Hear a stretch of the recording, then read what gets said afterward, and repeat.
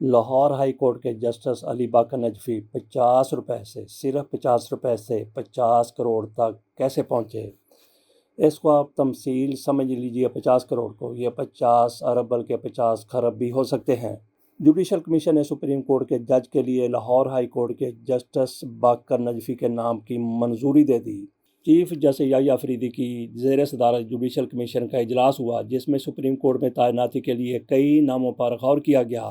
Judicial commission نے Lahore high court کے justice Baqir Najafi کے نام کی منظوری دے دی۔ بتایا گیا ہے کہ جسٹس باقر نجفی کو سپریم کورٹ کا جج بنانے کی منظوری اکثریتی رائے سے ہوئی، متفقہ رائے سے نہیں بلکہ اکثریتی رائے سے۔ ان کی مخالفت بھی کی گئی۔ تحریک انصاف کے ارکان بیرسٹر گوہر اور علی ظفر نے بھی جسٹس باقر نجفی کے حق میں ووٹ دیا۔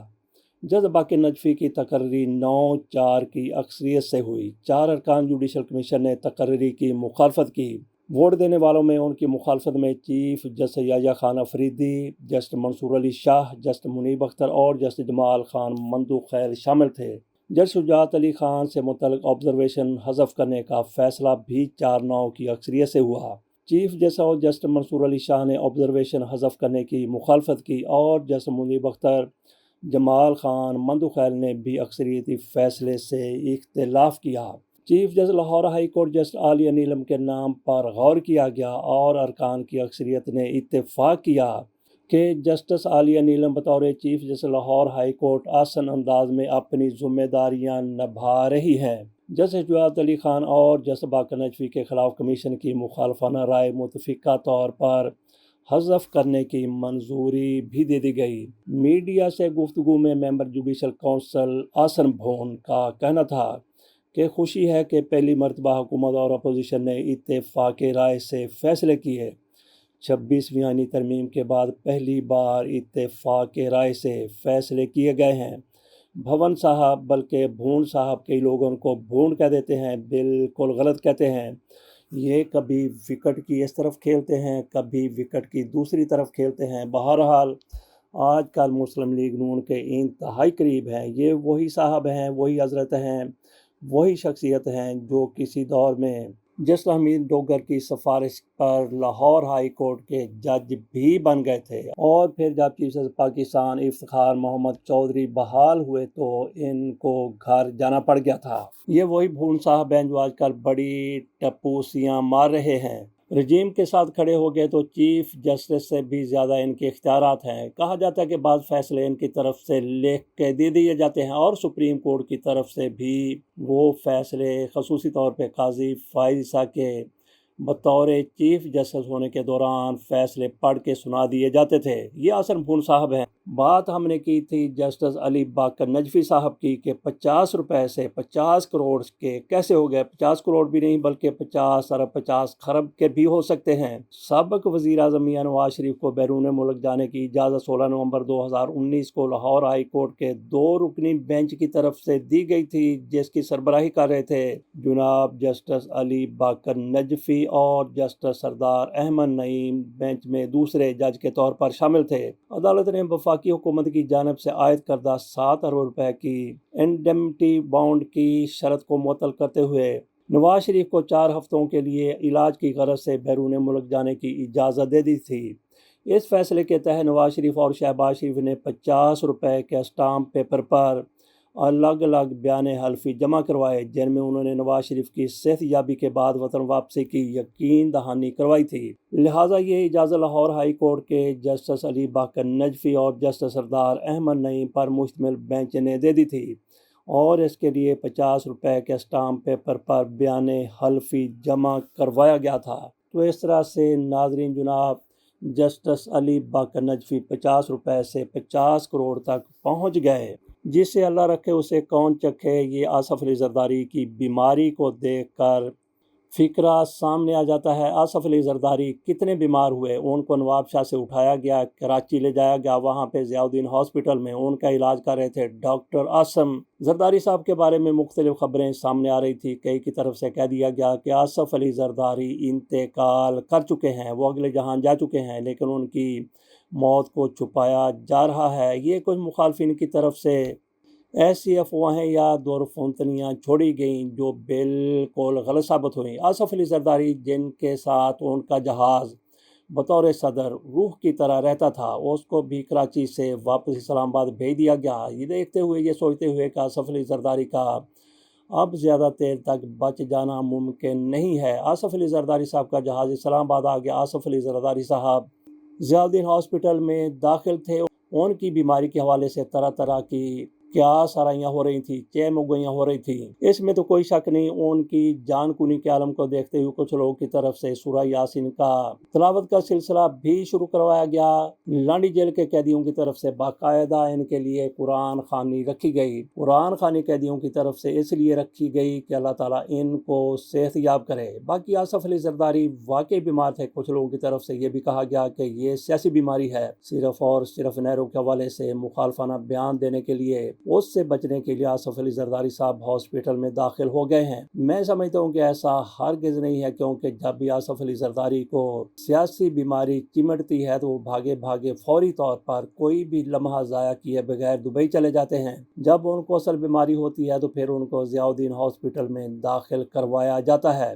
آصف علی زرداری کو ڈاکٹر عاصم عید کے روز نواب شاہ سے کراچی لے گئے تھے، خود آئے تھے، جہاز میں بٹھا کر لے گئے۔ آصف علی زرداری کے حوالے سے کہا گیا کہ ان کو کورونا ہوا ہے اور ان کا کورونا دن بدن بگڑ رہا ہے، اتنا زیادہ بگڑنے لگا ہے یا بگڑ چکا تھا کہ ان کی موت کی اطلاعات بھی سامنے آنے لگیں۔ وہ ساری کی ساری چہمگوئیاں، افواہیں ثابت ہوئیں۔ بالکل غلط ثابت ہوا کہ آصف علی زرداری کی طبیعت بہت زیادہ بگڑ گئی اور ان کا زندہ بچ رہنا ممکن نظر نہیں آتا۔ آصف علی زرداری کے پاس بے شمار دولت ہے۔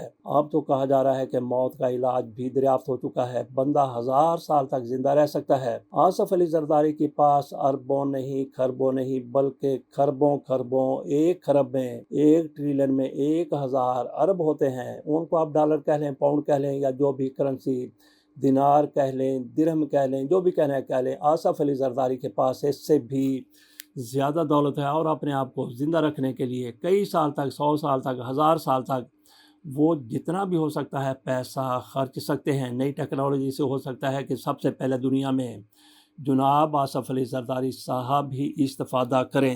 بہرحال ہم نے بات شروع کی تھی کہ جسے اللہ رکھے اس سے کون چکے۔ آصف علی زرداری کے حوالے سے جو بھی افواہیں سامنے آ رہی تھی وہ ساری کی ساری دم توڑ گئیں اور ان کے مخالفین کو شدید ہزیمت کا سامنا اس وقت کرنا پڑا جب یہ بتایا گیا کہ آصف علی زرداری کا کورونا ٹیسٹ منفی آ گیا ہے اور آصف علی زرداری کو ہاسپٹل سے چھوڑ دیا گیا ہے، ڈسچارج کر دیا گیا ہے، ریلیز کر دیا گیا ہے۔ تو آصف علی زرداری صاحب پھر اس کے بعد کہاں گئے؟ کراچی میں ہے، نواب شاہ میں ہے، لاڑکانہ میں ہے، گڑھی خدا بخش میں ہے، یا پھر آصف علی زرداری صاحب اسلام آباد جائیں گے؟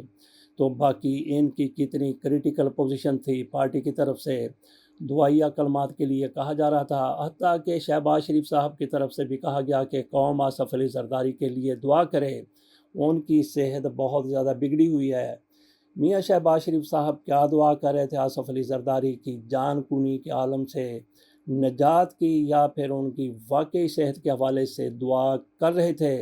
ادھر بلاول بھٹو زرداری آصف علی زرداری کی صحت کے حوالے سے اتنی زیادہ شدت کے باوجود بھی جا کے دبئی بیٹھے ہوئے ہیں۔ کیا ان کو اصل صورتحال کا علم تھا کہ آصف علی زرداری کی بیماری کتنی ہے، کیا ہے اور کیوں ہے؟ تھوڑی سی بات کرتے ہیں اعظم سواتی کی۔ اعظم سواتی ایسے ثابت ہوئے ہیں جیسے روایتی نائی ہوں بلکہ عمران خان کی تائی ہوں۔ ایک عموماً پنجابی میں فقرہ بولا جاتا ہے، سدی نہ بلائی میں دلہے دی تائی، دلہے کی بجائے ویسے پنجابی میں لاڑا کہتے ہیں، سدی نہ بلائی میں لاڑے دی تائی، یعنی کہ دلہے کی تائی خام خواہ کے کوئی بن جاتا ہے۔ تو باقی نائیوں کا یہ عمومی کام رہا ہے کہ وہ ایک جگہ سے دوسری جگہ سندیسے لے جاتے ہیں اور شادیاں وغیرہ بھی کرواتے ہیں۔ جس طرح سے قمر زمان چودھری صاحب تھے، وہ میاں نواز شریف کے بالکل بھی نائی تھے، کیونکہ جو بھی مریم نواز شریف صاحبہ کا رشتہ طے ہوا صفدر کے ساتھ، کیپٹن صفدر کے ساتھ، اس حوالے سے سارا کچھ ان کی طرف سے کیا گیا۔ یہی پیغام لے جانے والے، یہی پیغام لانے والے تھے قمر زمان چودھری صاحب۔ یہ میاں نواز شریف صاحب کے حوالے سے لکھی گئی کتاب غدار کون ہے، اس میں باقاعدہ انٹرویو کے دوران قمر زمان چودھری صاحب کی طرف سے کہا گیا کہ انہوں نے کس طرح سے روایتی نائی کا کام کیا تھا۔ آ جاتے ہیں اعظم سواتی صاحب کی طرف، یہ بھی روایتی نائی کا کام کر رہے ہیں، اور ساتھ ساتھ یہ بھی کہا جا سکتا ہے کہ صدی نہ بلائی میں لاڑے دی تائی۔ اعظم سواتی کا نیا دعویٰ سامنے آیا کہ عمران خان نے آنے والی نسلوں کے لیے بات چیت پر رضامندی ظاہر کی ہے۔ انہوں نے کہا کہ میں عمران خان کو ہر صورت رہا کرواؤں گا۔ وہ کہتے کہ ہماری کوشش ہے کہ سارے اداروں کو جوڑ سکیں، نفرتیں ختم کر سکیں۔ انہوں نے یہ بھی کہا کہ اگلے ہفتے تک کوئی نہ کوئی پیش رفت ضرور ہوگی۔ اعظم سواتی ساتھ یہ بھی کہتے ہیں کہ عمران خان نے مجھے کسی کے ساتھ بھی مذاکرات کرنے کا اختیار دیا۔ اعظم سواتی کی طرف سے یہ دعویٰ بھی کیا گیا کہ وہ ایک خاص شخصیت کے ساتھ آج ہی ملاقات کریں گے۔ دیکھتے ہیں کہ وہ خاص شخصیت کون سی ہے جو اعظم سواتی کے ساتھ ملاقات کے لیے رضامند ہے، اور وہ پھر اتنی پاورفل بھی ہے کہ عمران خان کو رہائی کے حوالے سے کوئی بہت بڑا فیصلہ کر دے۔ یہ سارا کچھ اعظم سواتی کی طرف سے اپنے طور پر کہا جا رہا ہے، دعوے کیے جا رہا ہے کہ عمران خان نے ان کو اجازت دے دی ہے، لیکن عمران خان کی طرف سے کوئی ایسی صورتحال سامنے نہیں آئی کہ انہوں نے کسی کو اجازت دی ہو کہ وہ آرمی چیف کے ساتھ یا کسی خاص شخصیت کے ساتھ ملاقات کرے اور عمران خان کی رہائی کی بات بلکہ سودے بازی کرے۔ اعظم سواتی کی طرف سے ہو سکتا ہے کہ یہ سارا کوئی نیک نیت سے کیا جا رہا ہو، لیکن اس پر یہی کہا جا سکتا ہے کہ صدی نہ بلائی میں لاڑے دی تائی، اور انہوں نے اپنے ذمے اپنے طور پر ہی نائی کا کام لے لیا ہو، ادھر سے سندیسا ادھر، ادھر سے ادھر، جبکہ عمران خان کی طرف سے ان کو کوئی ایسا مینڈیٹ نہ دیا گیا ہو۔ اس کے ساتھ اجازت دیجیے، اللہ حافظ۔